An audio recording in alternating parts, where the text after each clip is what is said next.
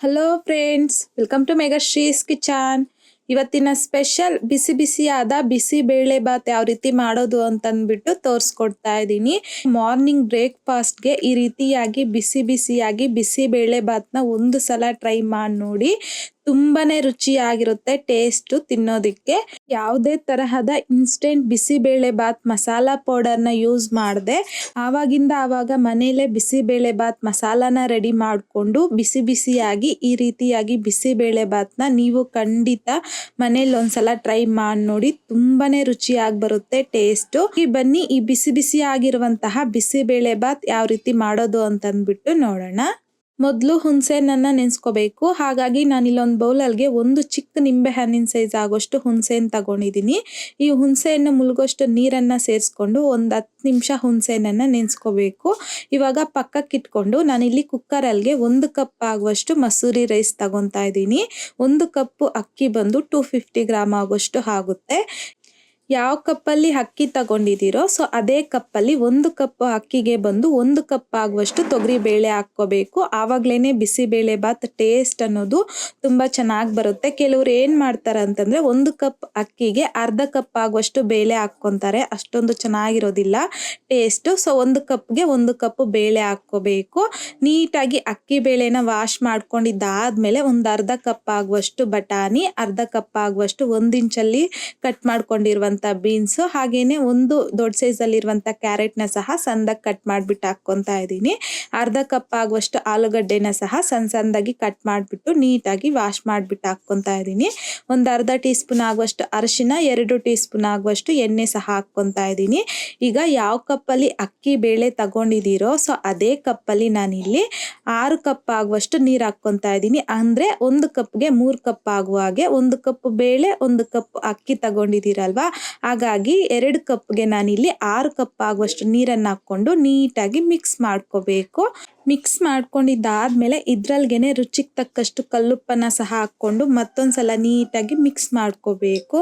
Mix ಮಾಡ್ಕೊಂಡಿದ್ದಾದ್ಮೇಲೆ ಲಿಡ್ನ close ಮಾಡ್ಕೊಂಡು 2 whistle ಬರೋವರೆಗೂ ಬಿಡಬೇಕು. ವಿಷಲ್ ಪೂರ್ತಿಯಾಗಿ ತಣ್ಣಗಾಗಕ್ ಬಿಟ್ಟು ಆಮೇಲೆ ಲಿಡ್ನ ಓಪನ್ ಮಾಡ್ಕೋಬೇಕು. ಸೊ ಅಷ್ಟರಲ್ಲಿ ಮನೇಲೆ ಬಿಸಿಬೇಳೆ ಬಾತ್ ಮಸಾಲ ರೆಡಿ ಮಾಡ್ಕೋಬೇಕು.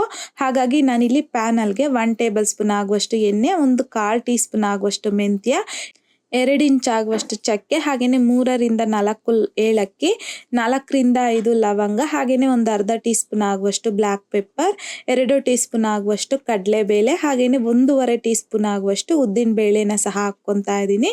1 ಟೀ ಸ್ಪೂನ್ ಆಗುವಷ್ಟು ಜೀರಿಗೆ, ಹಾಗೇನೆ ಒಂದು 10 ರಿಂದ 15 ಬಾಡ್ಗೆ ಒಣಮೆಣಸಿನಕಾಯಿ ಹಾಕ್ಕೊಂತಾ ಇದ್ದೀನಿ. ಹಾಕ್ಕೊಂಡಿದ್ದಾದ್ಮೇಲೆ ಲೋ ಫ್ಲೇಮ್ ನಲ್ಲಿ ಸ್ವಲ್ಪ ಫ್ರೈ ಮಾಡ್ಕೋಬೇಕು.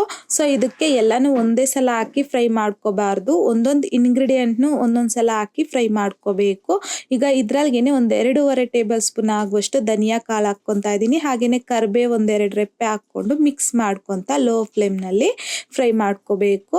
ಎಲ್ಲಾನು ಒಂದೇ ಸಲ ಹಾಕಿ ಫ್ರೈ ಮಾಡ್ಕೊಂಡ್ಬಿಟ್ರೆ ಒಂದೊಂದು ಸೀದೋಗ್ಬಿಡುತ್ತೆ ಬೇಗ, ಒಂದೊಂದು ಫ್ರೈ ಆಗೋದಿಲ್ಲ. ಹಾಗಾಗಿ ಈಗ ಇದ್ರಲ್ಗೆನೆ ಒಂದು ಅರ್ಧ ಕಪ್ ಆಗುವಷ್ಟು ಒಣ ಕೊಬ್ಬರಿನ ಸಣ್ಣದಾಗಿ ತುರಿದ್ಬಿಟ್ಟು ಹಾಕ್ಕೊಂತಾ ಇದ್ದೀನಿ. ಹಾಕೊಂಡಿದ್ದಾದ್ಮೇಲೆ ಮಿಕ್ಸ್ ಮಾಡ್ಕೋಬೇಕು ಅಷ್ಟೇನೆ. ಎಲ್ಲಾನು ಒಂದ್ಸಲ ಜಾಸ್ತಿ ಫ್ರೈ ಮಾಡ್ಕೋಬಾರ್ದು. ಒಣ ಕೊಬ್ಬರಿ ಹಾಕಿದ್ದಾದ್ಮೇಲೆ ಫ್ಲೇಮ್ ನ ಆಫ್ ಮಾಡ್ಕೊಂಡು ಪೂರ್ತಿಯಾಗಿ ತಣ್ಣಗಾದ್ಮೇಲೆ ನಾನಿಲ್ಲಿ ಒಂದು ಚಿಕ್ಕದಾದ ಮಿಕ್ಸಿ ಜಾರಲ್ಗೆ ಈ ಮಸಾಲ ಎಲ್ಲ ಹಾಕ್ಕೊಂತಾ ಇದ್ದೀನಿ.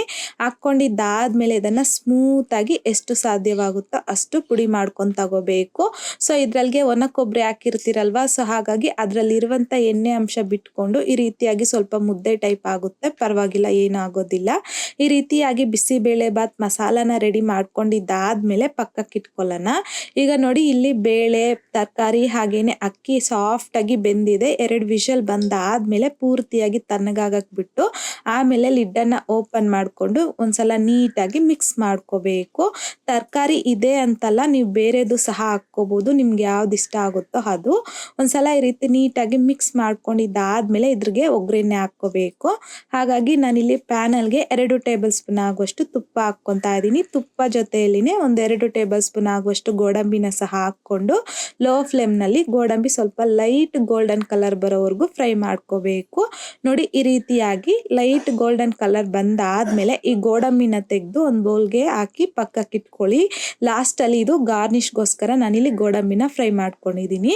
ಈಗ ಇದ್ರಲ್ಗೆನೆ ಮತ್ತೊಂದು 2 ರಿಂದ 3 ಟೇಬಲ್ ಸ್ಪೂನ್ ಆಗುವಷ್ಟು ಎಣ್ಣೆ ಬಿಸಿ ಆದಮೇಲೆ 1 ಟೀ ಸ್ಪೂನ್ ಆಗುವಷ್ಟು ಸಾಸಿವೆ, 1 ಟೀ ಸ್ಪೂನ್ ಆಗುವಷ್ಟು ಜೀರಿಗೆ, ಹಾಗೆಯೇ 3 ರಿಂದ 4 ಟೇಬಲ್ ಸ್ಪೂನ್ ಆಗುವಷ್ಟು ಕಡಲೆ ಬೀಜ ಹಾಕ್ಕೊತಾ ಇದ್ದೀನಿ. ಕಡಲೆ ಬೀಜ ಬಂದು ಆಪ್ಷನಲ್ಲು, ಬಟ್ ಕಡಲೆ ಬೀಜನ ಹಾಕೋದ್ರಿಂದ ಬಿಸಿಬೇಳೆ ಬಾತ್ ತಿನ್ನೋವಾಗ ತುಂಬ ಟೇಸ್ಟಿ ಆಗಿರುತ್ತೆ. ಕರಿಬೇವನ್ನು ಸಹ ಹಾಕ್ಕೊಂಡು ಮಿಕ್ಸ್ ಮಾಡಿಕೊಂಡು ಲೋ ಫ್ಲೇಮ್ನಲ್ಲಿ ಕಡಲೆ ಬೀಜ ಸ್ವಲ್ಪ ಕ್ರಿಸ್ಪಿ ಆಗೋವರೆಗೂ ಫ್ರೈ ಮಾಡ್ಕೋಬೇಕು. ಒಂದು ದೊಡ್ಡ ಸೈಜಲ್ಲಿರುವಂಥ ಈರುಳ್ಳಿನ ಸಣ್ಣದಾಗಿ ಕಟ್ ಮಾಡಿಬಿಟ್ಟು ಹಾಕ್ಕೊಂಡಿದ್ದೀನಿ. ಹಾಗೆಯೇ ಸ್ವಲ್ಪ ಹಿಂಗುನ ಸಹ ಹಾಕ್ಕೊಂಡು ಮಿಕ್ಸ್ ಮಾಡ್ಕೊತ ಮೀಡಿಯಂ ಫ್ಲೇಮ್ನಲ್ಲಿ ಈರುಳ್ಳಿ ಸ್ವಲ್ಪ ಲೈಟಾಗಿ ಕಲರ್ ಚೇಂಜ್ ಆದರೆ ಸಾಕು. ಈ ರೀತಿಯಾಗಿ ಒಂದು 50% ಆಗೋಷ್ಟು ಮಾತ್ರ ಫ್ರೈ ಮಾಡ್ಕೊಂಡಿದ್ದಾದ್ಮೇಲೆ 2 ಟೊಮೊಟೊನ ಸಹ ಸಣ್ಣದಾಗಿ ಕಟ್ ಮಾಡಿಬಿಟ್ಟು ಹಾಕ್ಕೊತಾ ಇದ್ದೀನಿ. ಹಾಕ್ಕೊಂಡಿದ್ದಾದ್ಮೇಲೆ ಮಿಕ್ಸ್ ಮಾಡ್ಕೊತ ಮೀಡಿಯಂ ಫ್ಲೇಮ್ನಲ್ಲಿ ಈ ರೀತಿ ಟೊಮೊಟೊ ಸಾಫ್ಟ್ ಆಗೋವರೆಗೂ ಫ್ರೈ ಮಾಡ್ಕೋಬೇಕು. ಫ್ರೈ ಮಾಡ್ಕೊಂಡಿದ್ದಾದ್ಮೇಲೆ ನಾವು ಸ್ಟಾರ್ಟಿಂಗಲ್ಲಿ ಹುಣಸೆ ನೆನೆಸಿ ತಗೊಂಡಿದ್ರಲ್ವ, ಸೊ ಆ ಹುಣಸೆನ ರಸ ಮಾಡಿ ಹಾಕ್ಕೊತಾ ಇದ್ದೀನಿ. ಇದ್ರಲ್ಗೆನೆ 1 ಟೇಬಲ್ ಸ್ಪೂನ್ ಆಗುವಷ್ಟು ಬೆಲ್ಲನ ಸಹ ಹಾಕ್ಕೊಂಡು ಈ ರೀತಿಯಾಗಿ ಮಿಕ್ಸ್ ಮಾಡ್ಕೊತ ಈ ಹುಣಸೆನ ರಸನ ಸ್ವಲ್ಪ ಚೆನ್ನಾಗಿ ಕುದಿಸ್ಕೋಬೇಕು ಲೋ ಫ್ಲೇಮ್ನಲ್ಲಿ. ಈ ರೀತಿಯಾಗಿ ಸ್ವಲ್ಪ ಗಟ್ಟಿ ಆಗ್ತಿದ್ದಂತೆಯೇ ನಾವು ಬಿಸಿಬೇಳೆ ಬಾತ್ ಮಸಾಲ ರೆಡಿ ಮಾಡ್ಕೊಂಡಿದ್ರಲ್ವ, ಸೊ ಅದನ್ನ ಪೂರ್ತಿಯಾಗಿ ಹಾಕ್ಕೊತಾ ಇದ್ದೀನಿ. ಹಾಗೇನೆ 1 ಟೇಬಲ್ ಸ್ಪೂನ್ ಆಗುವಷ್ಟು ಒಣ ಕೊಬ್ಬರಿನ ಸಣ್ಣದಾಗಿ ತುರಿದ್ಬಿಟ್ಟು ಹಾಕ್ಕೊತಾ ಇದ್ದೀನಿ. ನಾವು ಮಸಾಲ ರೆಡಿ ಮಾಡ್ಕೋಬೇಕಾದ್ರೂ ಸಹ ಜಾಸ್ತಿ ಕ್ವಾಂಟಿಟಿಯಲ್ಲಿ ಹಾಕಿರ್ತೀರಿ ಒಣ ಕೊಬ್ಬರಿ, ಇವಾಗ್ಲೂ ಹಾಕ್ಕೊತಾ ಇದ್ದೀನಿ. ತುಂಬ ಚೆನ್ನಾಗಿರುತ್ತೆ ಟೇಸ್ಟು. ಸೊ ಈ ರೀತಿಯಾಗಿ ಲೋ ಫ್ಲೇಮ್ನಲ್ಲಿ ಮಿಕ್ಸ್ ಮಾಡ್ಕೊತ ಈ ರೀತಿ ಚೆನ್ನಾಗಿ ಫ್ರೈ ಮಾಡ್ಕೊಂಡಿದ್ದಾದ್ಮೇಲೆ ಸೊ ಅಕ್ಕಿ ಬೇಳೆ ತಗೊಂಡಿರ್ತೀರಲ್ವಾ, ಅದೇ ಕಪ್ಪಲ್ಲಿ ನಾನಿಲ್ಲಿ ಮತ್ತೊಂದು 5 ಕಪ್ ಆಗುವಷ್ಟು ನೀರನ್ನು ಹಾಕ್ಕೊತಾ ಇದ್ದೀನಿ. ಸೊ ಬೇಯಿಸೋದಕ್ಕೆ ಅಕ್ಕಿ ಬೇಳೆ ಜೊತೆಯಲ್ಲಿ ಒಂದು 6 ಕಪ್ ಹಾಕ್ಕೊಂಡಿರ್ತೀರಿ, ಜೊತೆಗೆ ಇವಾಗ ನಾನಿಲ್ಲಿ ಅದೇ ಕಪ್ಪಲ್ಲಿ ಮತ್ತೊಂದು 5 ಕಪ್ ಆಗುವಷ್ಟು ನೀರನ್ನು ತಗೊಂಡಿದ್ದೀನಿ.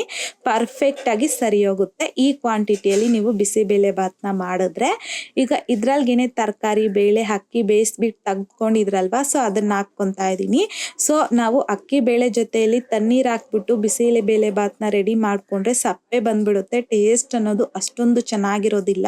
ಸೊ ಹಾಗಾಗಿ ಒಗ್ಗರಣೆ ಮಾಡಿಕೊಂಡು ಒಗ್ಗರಣೆ ಜೊತೆಯಲ್ಲಿ ನೀರು ಹಾಕಿ ನೀರನ್ನು ಚೆನ್ನಾಗಿ ಕುದಿಸ್ಕೊಂಡಿದ್ದಾದ್ಮೇಲೆ ಬೇಯಿಸ್ಕೊಂಡಿರುವಂಥ ಅಕ್ಕಿ ಬೇಳೆ ತರಕಾರಿನ ಹಾಕಿ ಚೆನ್ನಾಗಿ ಮಿಕ್ಸ್ ಮಾಡ್ಕೊತ ಮೀಡಿಯಂ ಫ್ಲೇಮ್ನಲ್ಲಿ ಒಂದು 5 ರಿಂದ 6 ನಿಮಿಷ ಚೆನ್ನಾಗಿ ಕುದಿಸ್ಕೋಬೇಕು. ಸೊ ಇವಾಗ ಇದ್ರಲ್ಗೆನೆ ಸ್ವಲ್ಪ ಸಾಲ್ಟನ್ನು ಹಾಕ್ಕೊತಾ ಇದ್ದೀನಿ.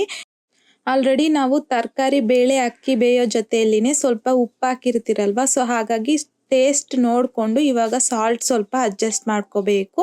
ಇವಾಗ ಸಣ್ಣದಾಗಿ ಕಟ್ ಮಾಡ್ಕೊಂಡಿರುವಂಥ ಕೊತ್ತಂಬರಿನ ಸಹ ಸ್ವಲ್ಪ ಹಾಕ್ಕೊಂಡು ಒಂದ್ಸಲ ಈ ರೀತಿಯಾಗಿ ನೀಟಾಗಿ ಮಿಕ್ಸ್ ಮಾಡ್ಕೊತ ಒಂದು 5 ರಿಂದ 6 ನಿಮಿಷ ಈ ಬಿಸಿಬೇಳೆ ಬಾತನ್ನು ಚೆನ್ನಾಗಿ ಕುದಿಸ್ಕೋಬೇಕು.